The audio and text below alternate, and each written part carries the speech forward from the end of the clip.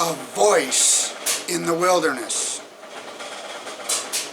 The voice of one crying in the wilderness. Prepare the way of the Lord. Make straight in the desert a highway for our God. Isaiah 40, verse 3. Early Persian road builders used a fascinating technique to create straight roads. Two men would stand at a distance from each other and call to one another. A third man would find the middle point between them by listening to their voices, responding, and positioning himself accordingly. Then a fourth man would walk the line, listening to all three callers and marking trees that needed to be removed.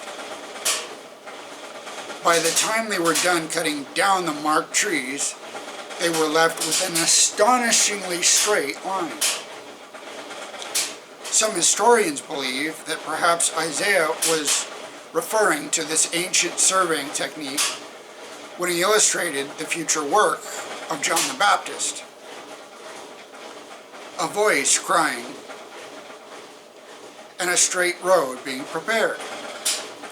His task was to announce to the world that the time for the Messiah's arrival had come. Jesus spoke of John as Elijah's return, which was an event predicted in the book of Malachi.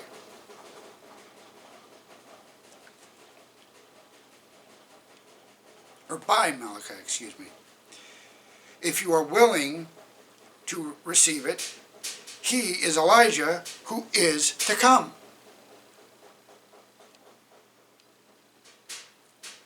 Tomorrow being Christmas, people finally remember John's work of preparing the way for Christ to arrive. His work was critical. The time for the Messiah had come, and God wanted the world to know it.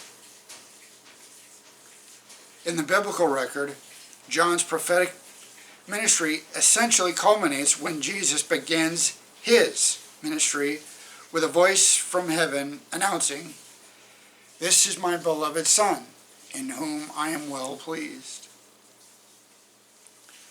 John's cry in the wilderness, however, was not the final or ultimate return of Elijah.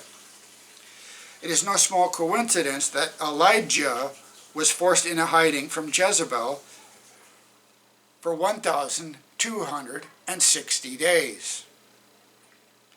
The precise amount of time that a spiritual Jezebel forced the woman into the wilderness. After the time expired, Elijah reappeared and confronted falsehood on Mount Carmel. Elijah returned in John's ministry, but he also returns in ours. Elijah is coming first and will restore all things, pointing forward to another fulfillment, Jesus explained. At the end of the Dark Ages, the woman suddenly emerged from the wilderness to prepare the way for Christ to come again. The task of the remnant is simple. Walk the footsteps of Elijah, as well as John. Our voices must help people to locate the straight path that leads directly to the kingdom of Christ. As a quick aside, if you've studied the Adult Sabbath School Quarterly, you know that we studied Exodus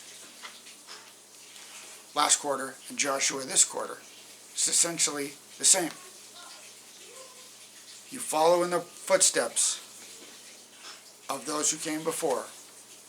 Holy, W-H, holy, following the Lord.